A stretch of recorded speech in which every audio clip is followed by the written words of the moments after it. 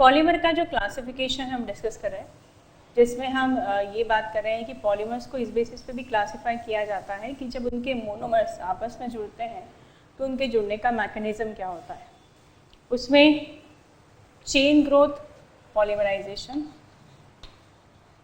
Chain growth mechanism जो हमारे भी डिस्कशन का पार्ट है,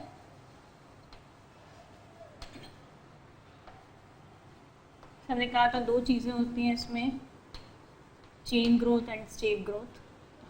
पहले चेन ग्रोथ डिस्कस कर रहे हैं जिसमें हमने ये पढ़ लिया कि चेन फ्री रेडिकल मैकेनिज्म से कैसे बढ़ती है।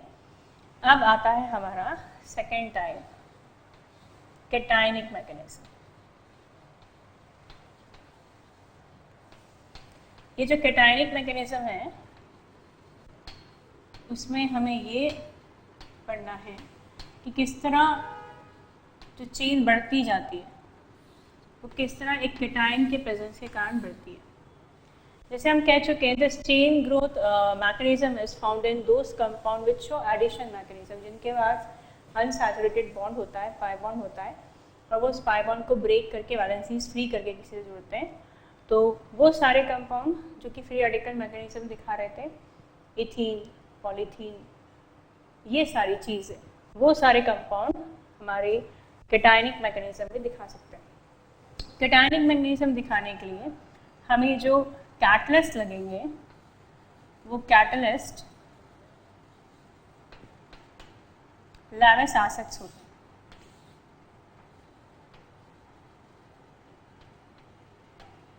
ये लैवेस एसिड्स हमें इस मैकेनिज्म को स्टार्ट करने में मदद करेंगे। हम इसमें यूज़ कर सकते हैं HCl का यूज़ कर सकते हैं हम। HCl एक्चुअली प्रोटॉन डोनेट करेगा जो कि लैवेस एसिड का काम करेगा। सल्फ्यूरिक एसिड यूज़ कर सकते हैं हम प्रोसेस को कराने के लिए। इसके अलावा BF3 एक कंपाउंड है जो जनरली बहुत यूज़ किया जाता है लैवेस एसिड्स के रूप में। एक कंपाउंड है AlCl3। Titanium tetrachloride, D block element में ये कंपाउंड हमको देखने के लिए मिलता है। और रेडॉक्स रिएक्शन में हमने एक कंपाउंड बनाया था SnCl4। ये सारे कैटलिस्ट का काम करेंगे और ये हमारी रिएक्शंस को करने में हमारी मदद करेंगे। इसके अलावा हम कह सकते हैं इसका को कैटलिस्ट जो सपोर्ट करता है प्रोसेस को करने के लिए वो होता है वाटर। ये वाटर जो है वो हमें बेसिकली एक इंटरमीडिएट देता है। क्या रेडियम ने HCl या सल्फ्यूरिक एसिड का यूज़ किया तो ये तो हमको डायरेक्ट प्रोटॉन प्रोवाइड कर देंगे जो हमें प्रोसेस करवाने के लिए चाहिए है। मगर यदि हमने इनमें से किसी का यूज़ किया है तो हमें साथ में को कैटलिस्ट के रूप में वाटर लगेगा, क्योंकि सबसे पहले वाटर इनके साथ रिएक्ट करके प्रोटॉन प्रोवाइड करेगा और उसके बाद हमारी रिएक्शन होगी। जैसे कि हमने इनके लिए नाम दिया कि दे आर कॉल्ड लैवेस एसिड्स। तो पहले हम ये जानना चाहते हैं व्हाट आर लैवेस एसिड्स। ये जो लैवेस एसिड्स होते हैं इन्हें इलेक्ट्रॉन की रिक्वायरमेंट होती है। You can say they are electron deficient compound. इन्हें नेगेटिव चार्ज चाहिए होता है, इलेक्ट्रॉन चाहिए होता है। तो इस रिएक्शन में शुरुआत कैसे होगी? जैसे फ्री रेडिकल मैकेनिज्म पर प्रोसेस 3 स्टेप में होगी, इनिशिएशन, प्रोपगेशन और टर्मिनेशन। एग्जैक्टली वैसे ही यहाँ पर भी होगी। और अभी हमने बात की कि वो सारे कंपाउंड जिसमें हम लोग पॉलीथीन बना रहे थे, हम पॉलीप्रोपिलीन बना रहे थे और हमने कहा था फ्री रेडिकल मैकेनिज्म के थ्रू होगा। तो अगर हमने पेरोक्साइड यूज़ किया तो उसके थ्रू होगा, और यदि हम उसी रिएक्शन को इनके प्रेजेंस में कराएं तो मैकेनिज्म फ्री रेडिकल मैकेनिज्म की जगह कैटायनिक मैकेनिज्म हो जाएगा। अगर हम एग्जाम्पल देते हैं, हम इसमें मोनोमर के रूप में जो एग्जाम्पल सीख रहे हैं मोनोमर के रूप में लेंगे। आइसोब्यूटिलीन कहते हैं इसको। आइसोब्यूटिलीन एक कंपाउंड होता है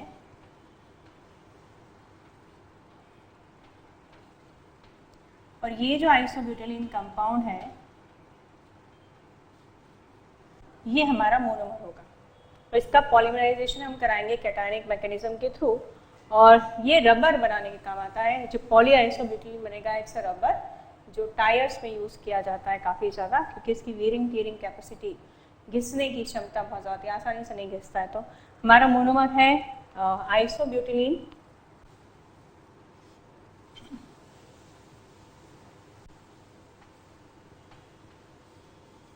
और ये जो आइसोब्यूटिलीन है इस मोनोमर में हम रिएक्शन देखेंगे इनकी मदद से कैसे कैटायनिक मैकेनिज्म फॉलो होगा।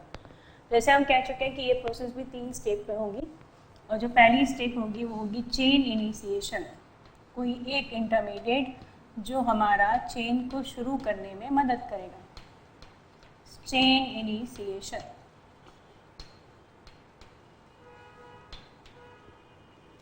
जो हमारे कैटलिस्ट है वो को कैटलिस्ट की मदद से प्रोसेस करेंगे। हमने मान लिया कैटलिस्ट के रूप में BF3 का यूज़ किया है, इट्स ए लैवेस एसिड, और ये हम भूल चुके हैं कि what is called Lewis acid because electron deficient. Valency के हिसाब से भी देख सकते हैं कि बोरॉन के वैलेंस शेल में 3 इलेक्ट्रॉन होते हैं, और यदि फ्लोरीन के साथ बॉन्डिंग करेगा भी तो इसके पास 6 इलेक्ट्रॉन हो पाएंगे, और अगर इसके पास 6 इलेक्ट्रॉन हो रहे हैं तो इसके पास में इलेक्ट्रॉन की कमी है, और ये जो इलेक्ट्रॉन की कमी है इसे पूरी करने के लिए ये किसी न किसी बेस के साथ रिएक्ट करके अपनी रिएक्शन को, रिक्वायरमेंट को पूरी कर सकता है। तो अगर मैंने इसको वाटर के साथ रिएक्ट करवाया तो इस वाटर में एक है H पॉजिटिव और एक है OH negative. H positive part जो है इलेक्ट्रॉन डेफिशिएंट हो गया, एक इलेक्ट्रॉन था हाइड्रोजन के पास, उसने वो भी लूज़ कर दिया, और जो नेक्स्ट पार्ट है OH नेगेटिव, उस पर नेगेटिव चार्ज है। तो जिनमें लोन पेयर होती है या जिनमें नेगेटिव चार्ज होता है, they act like a Lewis base, जिनकी तलाश लेविस एसिड्स को रहती है। तो इसका जो नेगेटिव पार्ट है इसके साथ BF3 रिएक्शन कर जाएगा और ये बनेगा BF3 OH negative plus H positive. तो ये जो H पॉजिटिव बना है ये हमारी रिएक्शन को करने में मदद करेगा। ये जो है वो इस इलेक्ट्रोफाइल का काम करेगा या लैवेस एसिड का काम करेगा, जिसकी वजह से हम रिएक्शन की शुरुआत कर पाएंगे। जैसे वहाँ पर R फ्री रेडिकल बना था जिसने रिएक्शन की शुरुआत की थी फ्री रेडिकल मैकेनिज्म में, वैसे यहाँ पे जो इलेक्ट्रोफाइल है वो रिएक्शन की शुरुआत करेगा। तो अब हम देखते हैं चेन प्रोपगेशन।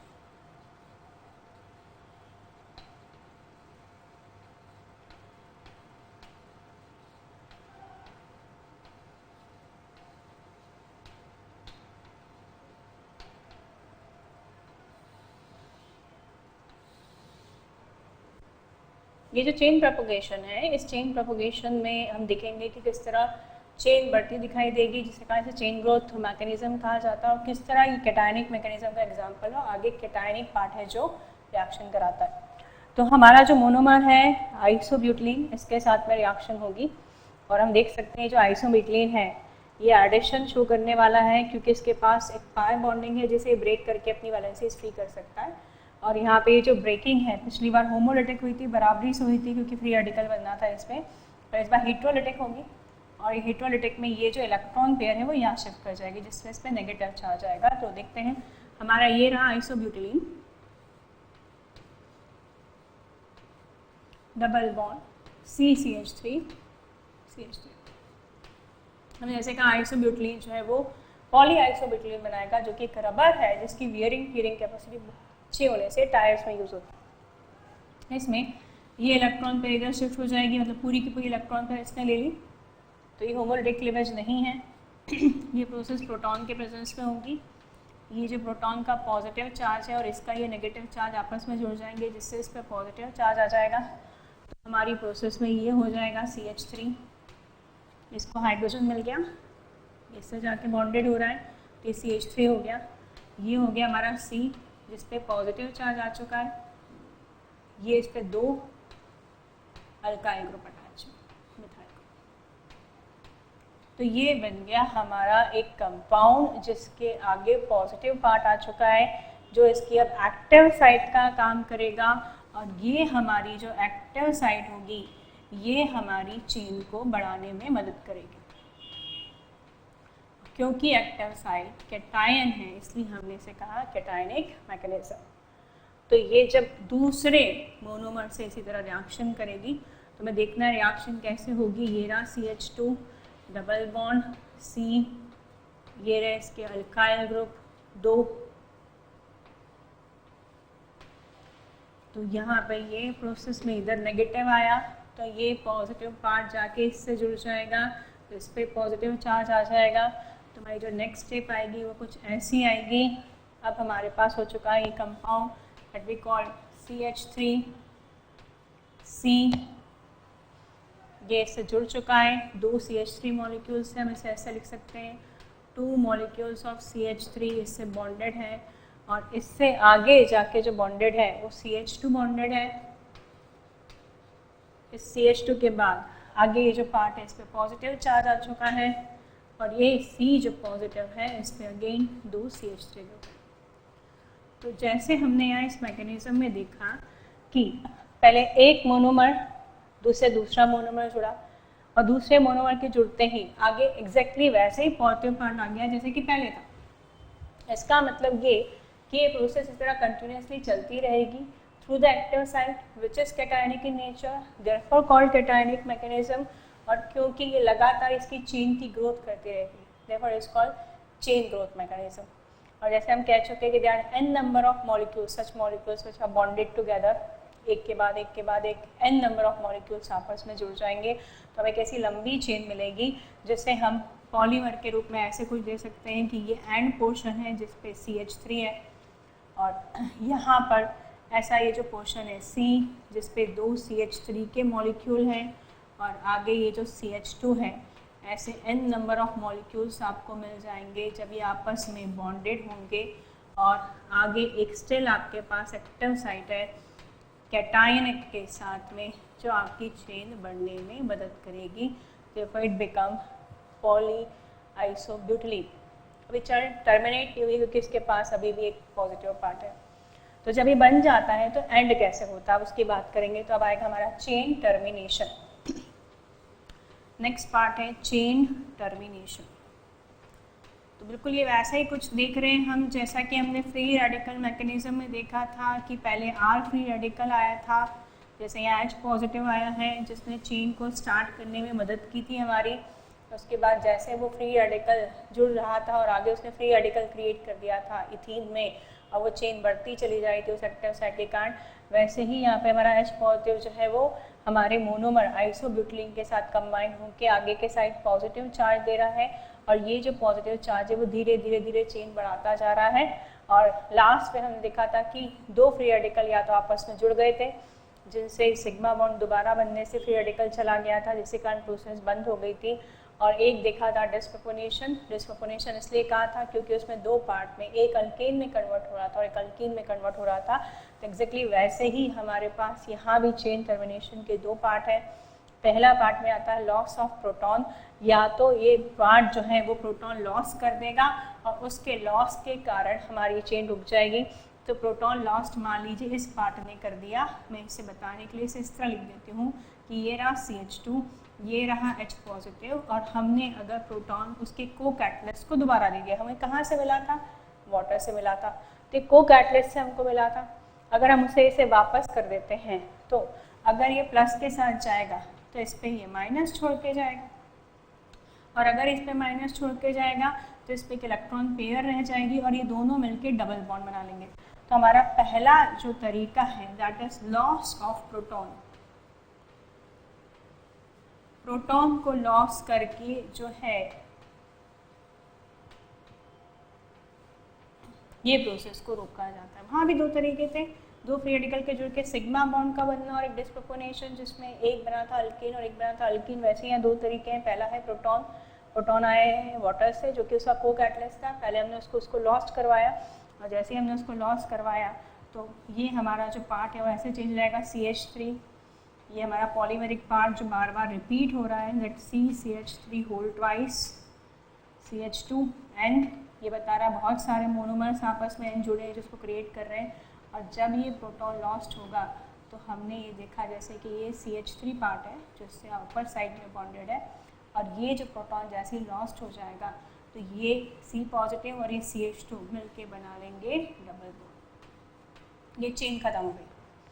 और इस प्रोटॉन का क्या होगा, तो हमारा ये जो प्रोटॉन बच रहा है ये रिएक्शन कर जाएगा इस पोर्शन के साथ BF3OH नेगेटिव के साथ में। और जब ये BF3OH नेगेटिव के साथ में इसकी रिएक्शन होगी, BF3OH नेगेटिव के साथ में इसकी रिएक्शन होगी तो आप समझ जाएंगे कि हमारा कैटलिस्ट और को कैटलिस्ट दोनों ही रीजनरेट हो गए चाहे, क्योंकि कैटलिस्ट जो होता है वो ही कहलाता है जो लास्ट में रिएक्शन में रीजनरेट हो जाता है।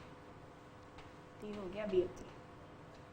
अगर हम ऐसे कहें कि वाटर तो खुद ही रिएक्शन स्टार्ट कराता था सकता था, BF3 की क्या ज़रूरत थी, क्योंकि उसके पास तो ऑलरेडी H पॉजिटिव होता है। तो हम जब वाटर की कैरेक्टरिस्टिक्स पढ़ते हैं हाइड्रोजन चैप्टर में, तो लिखा हुआ होता है कि इसका डिसोसिएशन बहुत कम होता है, इवन न्यूम टेम्परेचर पर इसका कॉन्सेंट्रेशन होता है 1 लीटर वाटर में 10⁻⁻⁷।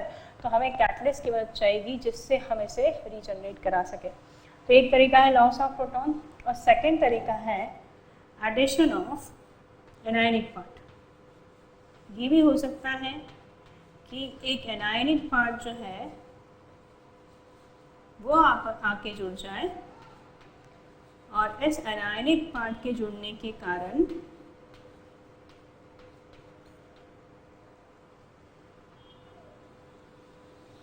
ये जो प्रोसेस है वो रुक जाए।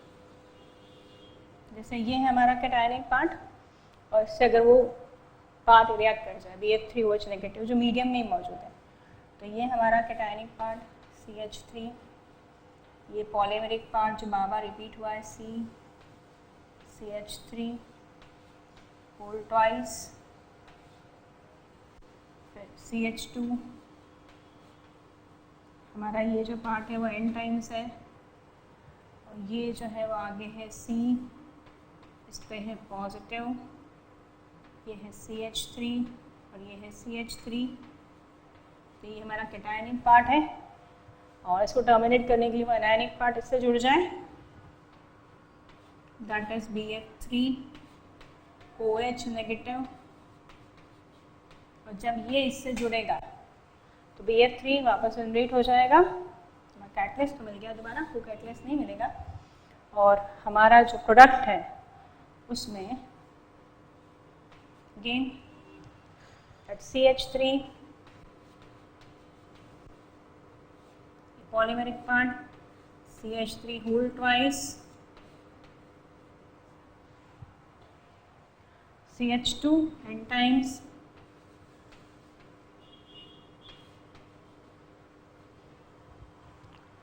C, इससे OH जुड़ गया है, CH3 और साथ में हमें दोबारा मिल गया BF3।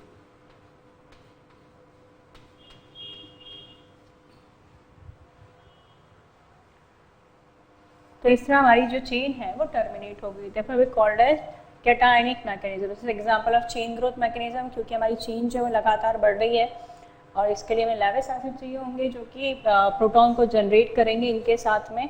और हमने एग्जांपल लिया आइसोब्यूटिलीन का, और ये जो आइसोब्यूटिलीन है वो मोनोमर है, इट्स अ मोनोमर,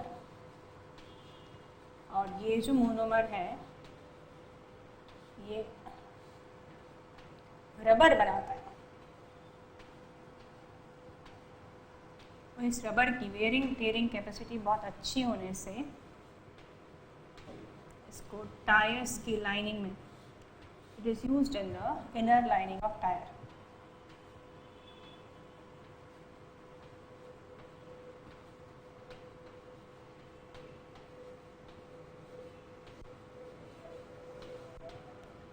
टायर की इनर लाइनिंग में इसको यूज किया जाता है। ऐसे कुछ कैरेक्टरिस्टिक्स हैं जो बताना चाहती हूँ। इस मैकेनिज्म की खासियत होती है characteristics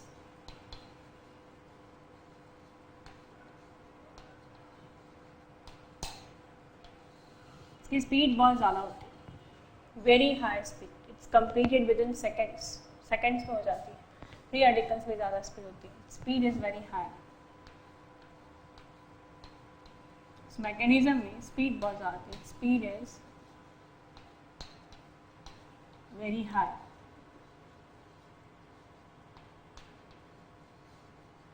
It is completed within seconds.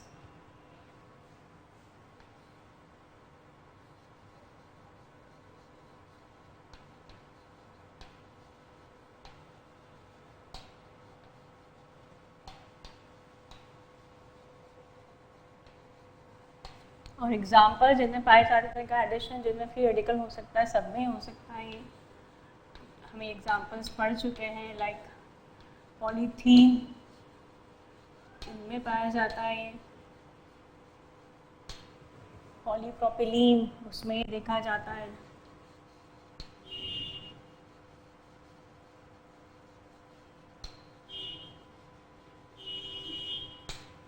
Polypropylene में देखते हैं इसको पॉलीविनाइल क्लोराइड, इसका एग्जांपल हो सकता है, it's called PVC।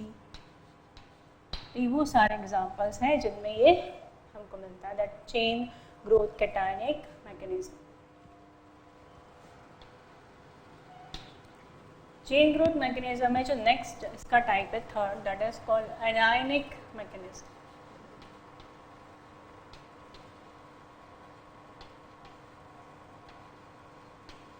Anionic mechanism मतलब वो एक्टिव साइट जो इसको आगे जोड़ेगी, प्रोसीड करेगी, उसमें एनायनिक चार्ज होगा, इसको एनायनिक मैकेनिज्म।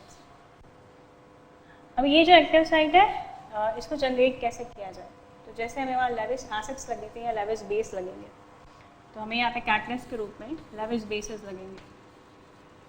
लेविस एसिड्स वो थे जो कि इलेक्ट्रॉन पेयर लेना चाहते हैं, इलेक्ट्रॉन की कमी थी उनमें, तो लेविस बेस होंगे जो देना चाहते हैं, तो लेविस बेस जो है वो यहाँ पे लगेंगे हमको इस प्रोसेस को कराने के लिए।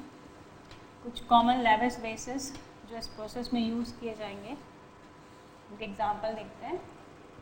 हम इसमें पोटेशियम अमाइड यूज़ कर सकते हैं, इसका अमाइड पार्ट जो लेविस बेस का काम करेगा उस पर नेगेटिव चार्ज है। सोडा अमाइड यूज़ कर सकते हैं, NaNH2, इसका भी यूज़ किया जा सकता है। एक है C4H9Li, butyl lithium, organometallic compound है, ऑर्गेनोमेटलिक कंपाउंड में इसको पढ़ा जाता है कोऑर्डिनेशन केमिस्ट्री के साथ में। ग्रिग्नार्ड रिएजेंट्स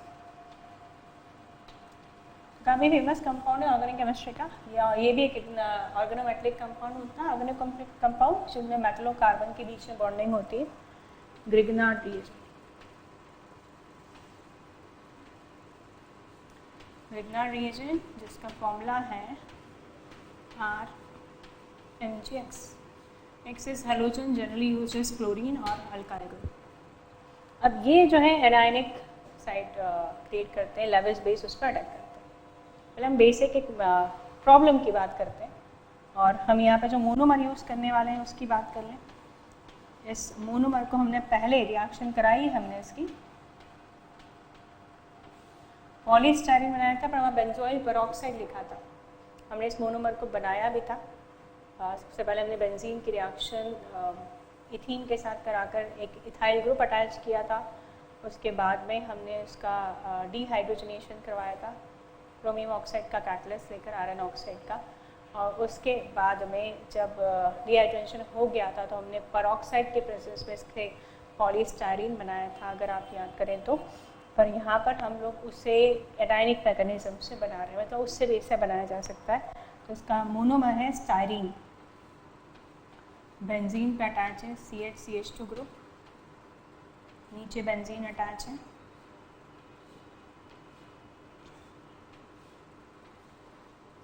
और इसका नाम है स्टाइरीन।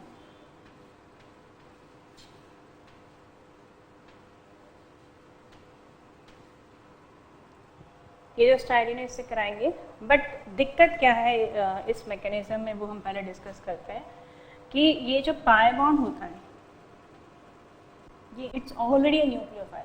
ऑर्गेनिक केमिस्ट्री में आप जब पढ़ेंगे तो आप पाएंगे pi bond is example of nucleophile. Nucleophile और लेविस बेस में क्या सिमिलरिटी है? सेम, कई जगह तो ये सेम ही माने जाते हैं, मैक्सिमम 90% केस में, क्योंकि न्यूक्लियोफाइल वो जिसके पास एक्सेस इलेक्ट्रॉन है और जो इलेक्ट्रोफाइल से जुड़ सकता है, एग्जैक्टली वैसे ही जैसे लेविस बेस के पास एक्सेस इलेक्ट्रॉन है वो लेविस एसिड से जुड़ सकता है। मतलब वी कैन से कि the nucleophiles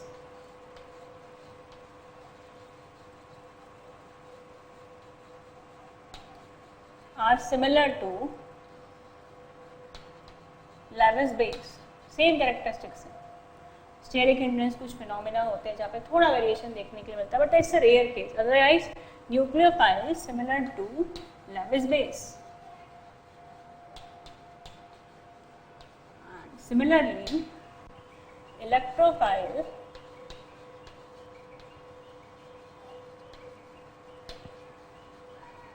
are similar to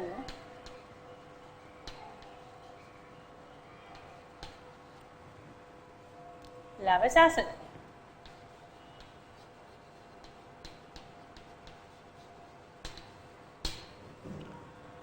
तो अगर हम ये कह रहे हैं कि हम यहाँ पर वो मोनोमर यूज़ कर रहे हैं जिनके पास पाई बॉन्ड है, जो एडिशन दिखाते हैं, तो ऑब्वियस सी बात है वो खुद न्यूक्लियोफाइल है। और न्यूक्लियोफाइल भी नेगेटिवली चार्ज इलेक्ट्रॉन एक्सेस, जो अटैक करने वाला एनायनिक मैकेनिज्म क्रिएट करने के लिए, वो भी नेगेटिवली चार्ज इलेक्ट्रॉन एक्सेस। तो सिमिलर नेचर स्पीशीज एक दूसरे पे अटैक करेंगे क्यों? तो जो भी एक अनसैचुरेटेड कंपाउंड होता है जिस पे पाई बॉन्डिंग होती है, उस पर प्रोसेस कराना आसान नहीं है कि उस पर न्यूक्लियोफाइल अटैक करे। तो क्लियर हुई सबसे पहले ये बात, क्यों मुश्किल है प्रोसेस कराना? क्योंकि हम ये बात कर रहे हैं कि जितने भी अल्कीन्स होते हैं जिनमें भी पाई बॉन्डिंग होती है, दे आर इलेक्ट्रॉन एक्सेस। ये जो है वो एक्सेस इलेक्ट्रॉन डेंसिटी है, और जिसको हम अटैक करा के प्रोसेस कराना चाहते हैं, सपोज अमाइड लेंगे यहाँ पर हम अगर, तो वो भी क्या है, उसमें भी इलेक्ट्रॉन डेंसिटी है। और यदि हम इस पे इसका अटैक कराकर प्रोसेस कराना चाहते हैं तो प्रोसेस प्रोहिबिटेड होगी, क्योंकि एक इलेक्ट्रॉन डेंसिटी एक्सेस वाला इलेक्ट्रॉन डेंसिटी वाले के पास क्यों है? तो अब कैसे प्रोसेस कराएं? तो इस प्रोसेस को कराने के लिए हमें इस पर डेफिनेटली कोई इलेक्ट्रॉन विड्रॉइंग ग्रुप लगाना पड़ेगा। इस थोड़ी ऑर्गेनिक केमिस्ट्री का मैकेनिज्म काम आ रहा है कि बेंजीन जो होता है वो -I इफेक्ट लगाता है। GOC में अगर आप पढ़ें तो -I इफेक्ट का मतलब होता है सिग्मा बॉन्ड से खींच लेना, इलेक्ट्रॉन्स को खींच लेना। मतलब इसके पास जो एक्सेस इलेक्ट्रॉन है जिसके कारण ये न्यूक्लियोफाइल का काम कर रहा है, वो कहाँ खींचा गया? बेंजीन के द्वारा खींचा गया। तो अगर ये इलेक्ट्रॉन खींचा गया तो इसमें क्या क्रिएट हो गई? इलेक्ट्रॉन की डेफिशिएंसी। और इलेक्ट्रॉन की डेफिशिएंसी की अब क्रिएट हो गई है, इसलिए वो इलेक्ट्रॉन डेंसिटी वाला कंपाउंड उस पर अटैक कर देगा। तो यदि मैं इस ग्रुप पर कोई ऐसा ग्रुप लगा दूं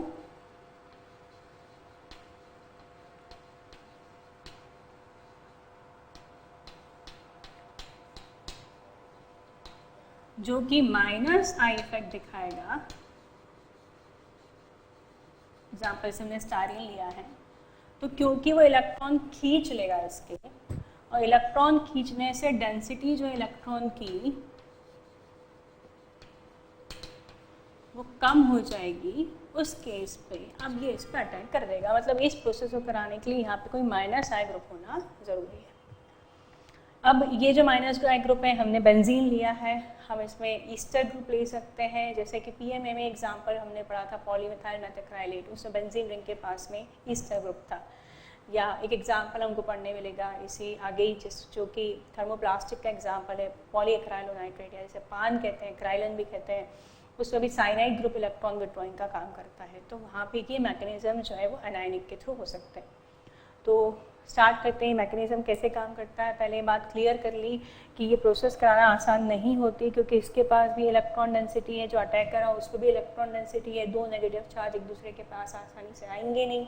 तो बेटर हम पहले एक -I ग्रुप लगाएं। -I ग्रुप पहले जो आपका मोनोमर है उसके इलेक्ट्रॉन खींचकर उसे इलेक्ट्रॉन डेफिशिएंट बनाएगा, तब दूसरा जो इलेक्ट्रॉन एक्सेस स्पीशीज है लेविस बेस, इसके ऊपर अटैक करेगा।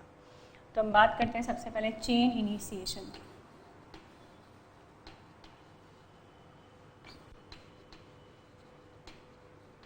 चेन इनिशिएशन में हम यूज़ कर रहे हैं, सपोज अगर हमने KNH2 यूज़ किया है तो get dissociate into K positive and NH2 negative. ये हमारा लेविस बेस है जो हमारे मोनोमर पे अटैक करेगा और जिसके कारण हमें प्रोसेस मिलेगी। ओके, अब अगर हम बात करें अटैक की, तो ये चेन इनिशिएशन के बाद में आएगा चेन प्रोपगेशन, जिस तरह हमने बाकी दो मैकेनिज्म में पढ़ा। तो ये आएगा चेन प्रोपगेशन,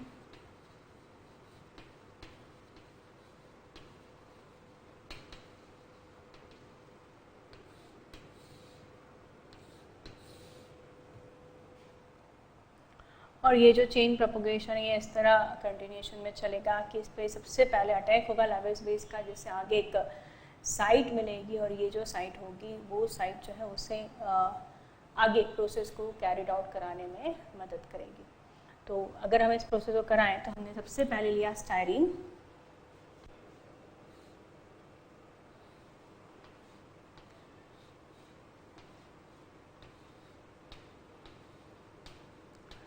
जैसे कि हम बात करें कि ये खुद इलेक्ट्रॉन्स दिख रहे हैं तो इस पर न्यूक्लियोफाइल क्यों अटैक करेगा, तो यहाँ पे न्यूक्लियोफाइल इसलिए अटैक करेगा क्योंकि यहाँ पर माइनस आई ग्रुप जो है ये इसके इलेक्ट्रॉन खींच चुका होगा, और अगर ये इलेक्ट्रॉन खींच चुका होगा तो इसके लिए प्रोसेस कराना आसान हो जाएगी, और इस पर अटैक करेगा हमारा लेविस बेस, और ये जब लेविस बेस इस पर अटैक करेगा तो ये इलेक्ट्रॉन पेयर जो वो ये रख लेगा, इसे पॉजिटिव चार्ज क्रिएट हो जाएगा, ये इसके साथ बॉन्डेड हो जाएगा, और हमें मिलेगी हमारी एक्टिव साइट जो हमें प्रोसेस को कराने के लिए मदद करेगी, दैट बेंजीन की रिंग, दैट CH, इस पर नेगेटिव चार्ज आ चुका है, और ये CH2 NH2, ये हमारा एक्टिव मोनर हो गया, और ये हो गई हमारी एक्टिव साइट। और क्योंकि इस बार इस एक्टिव साइट पे एनायनिक चार्ज है,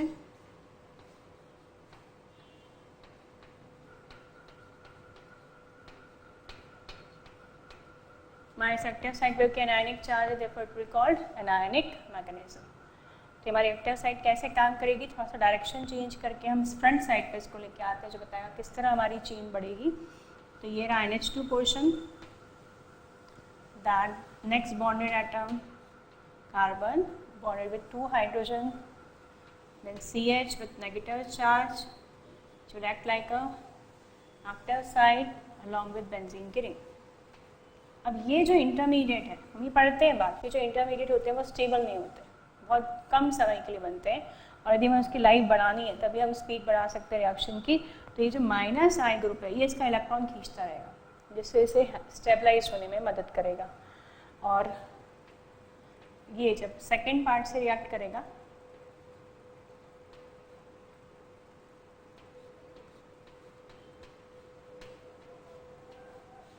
तो ये नेक्स्ट मोनोमर आके जुड़ेगा। अगेन ये इंटरमीडिएट है, ये इसलिए बन पा रहा है क्योंकि ये जो माइनस आई इफेक्ट दिखा रहा है, खींच रहा है इससे इलेक्ट्रॉन, जिससे इसकी इलेक्ट्रॉन डेंसिटी कम हो रही है और ये प्रोसेस चल पा रही है। तो यहाँ पे ये चला जाएगी इलेक्ट्रॉन पेयर, इस पर पॉजिटिव आ जाएगा, इस पर नेगेटिव आ जाएगा, और ये दोनों आपस में बॉन्ड बना लेंगे।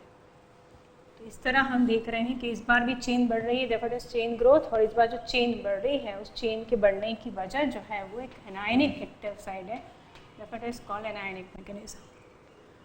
NH2 CH2, ये जो है आपका नेक्स्ट CH है जो बेंजीन रिंग से अटैच है, ये आगे जुड़ा इससे,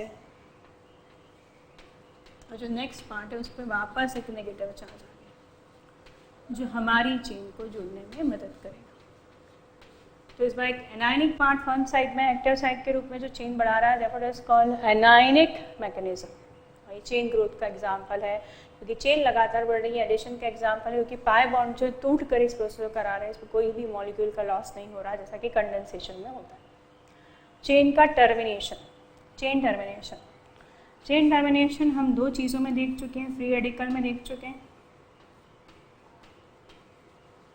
और इसके अलावा हम इसे कैटायनिक मैकेनिज्म में भी देख चुके हैं, और दोनों में हमने दो तरीके देखे। फ्री रेडिकल में दो फ्री रेडिकल जुड़ के पाई बॉन्ड बना रहे थे, साथ में डिस्प्रोपोर्शन था जिसमें एक फ्री रेडिकल हाइड्रोजन लॉस दूसरे को मिल रहा था, जिससे एक अल्कीन बना था दूसरा अल्कीन। उसमें तरीका था प्रोटॉन का लॉस्ट या किसी एनायन का जोड़ना, एक्जैक्टली वैसे ही यहाँ भी एक तरीका है प्रोटॉन का लॉस्ट या कैटायन का जोड़ना। जैसे ये जो पार्ट है, अगर मैं इसे समझाने के लिए इस तरह लिखूँ और ये कहा जाए कि ये प्रोटॉन के रूप में लॉस्ट हो जाएगा, तो इस पर नेगेटिव है, ये प्रोटॉन के रूप में लॉस्ट होगा, यहाँ भी यहाँ पे नेगेटिव चार्ज आ जाएगा, और यहाँ जो ये नेगेटिव चार्ज क्रिएट हो जाते हैं, ये नेगेटिव चार्ज मीडियम के पॉजिटिव चार्ज के साथ में जुड़ के प्रोसेस को ख़त्म कर सकते हैं। या यहाँ प्रोटॉन की जगह यदि यहाँ पर H नेगेटिव का लॉस कराया जाए तो पाई बॉन्ड के बनने की पॉसिबिलिटी भी हो सकती है। तो या तो इससे कैटायन आके जुड़ जाएगी, या H नेगेटिव के जुड़ने से निकलने से यहाँ पे पॉजिटिव चार्ज क्रिएट हो जाएगा, दोनों के जुड़ने के कारण हमारे पास एक पाई बॉन्ड भी क्रिएट हो सकता है। तो हम पहला तरीका लगते हैं, हम इसमें से एक बार H नेगेटिव निकाल कर इस प्रोसेस को करवा रहे हैं, हाइड्राइड को लॉस्ट करवा रहे हैं, और ये जो H नेगेटिव निकलेगी वो बने हुए के पॉजिटिव से रिएक्ट करके प्रोसेस को कंप्लीट कर सकती है। तो यहाँ पे एक तरीका ये है, अगर हम H नेगेटिव को निकाल देते हैं तो ये NH2, ये जो पोर्शन है ये रिपीट हो रहा है बार बार। जब बहुत सारे मोनोमर जुड़ जाएंगे तो हम इसे मोनोमरिक फॉर्म की जगह पॉलीमेरिक फॉर्म में लिख देते हैं, ये बताने के लिए कि ऐसी बहुत सारी मोनोमेरिक यूनिट जो हैं वो आपस में जुड़ रही हैं, जिसे बनाने में हमारी मदद करेगी।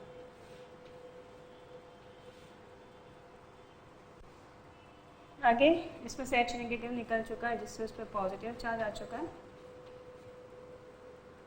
इनके बीच में आ गया double bond,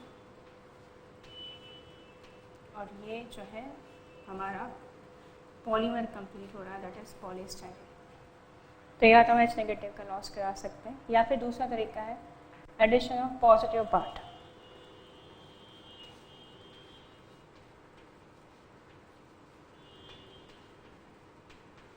addition of positive part.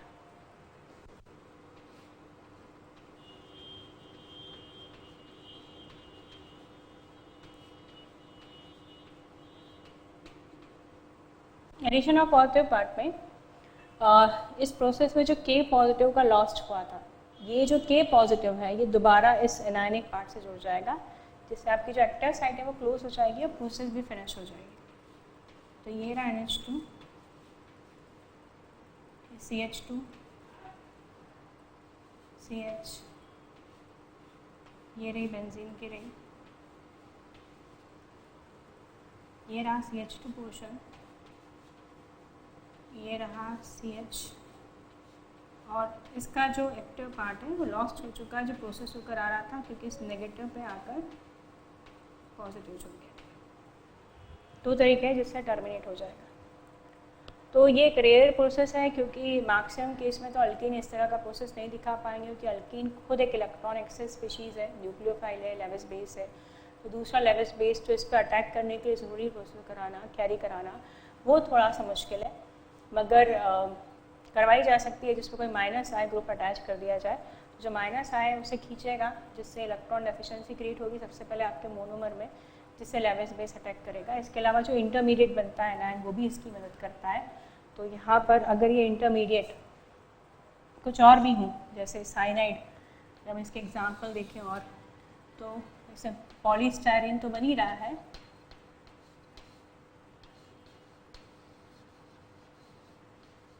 ये पॉलीस्टायरीन बन गया।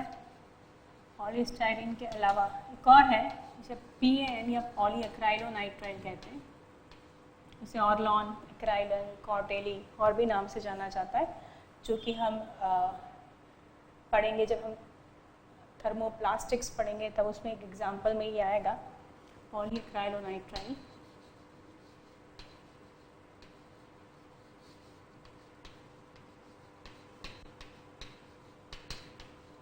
उसमें ये जो इथीन चेन होती है, उसमें ये जो साइनाइड ग्रुप होता है, ये माइनस आई ग्रुप का काम करता है, उसमें ये प्रोसेस हो सकती है। एक एग्जांपल हमने पढ़ा था PMA में, ये भी काफ़ी सारे नाम रखता है, जैसे प्लेक्सीग्लास, ल्यूसाइड, पर्सपेक्स, और अगर याद करें तो इसे काफ़ी काम आता है, प्लास्टिक ज्वेलरीज में काम आता है, आई लेंसेज में काम आता है, एयरक्राफ्ट की विंडोज़ में काम आता है, स्काईलाइट्स में काम आता है। तो ये जो PMMA है, उसमें जो ईस्टर ग्रुप होता है, जो पाई बॉन्डेड कार्बन से जुड़ा होता है, ये ईस्टर, ये जो है माइनस आई ग्रुप दिखाता है, जिससे कहीं प्रोसेस बन पाती है। मतलब इसके लिए ज़रूरी है कि जो कार्बन जिससे पाई बॉन्ड हो, उस पर एक माइनस आई ग्रुप का होना ज़रूरी है, तब हम जाकर चेन ग्रोथ एनायनिक मैकेनिज्म को परफॉर्म करवा सकते हैं।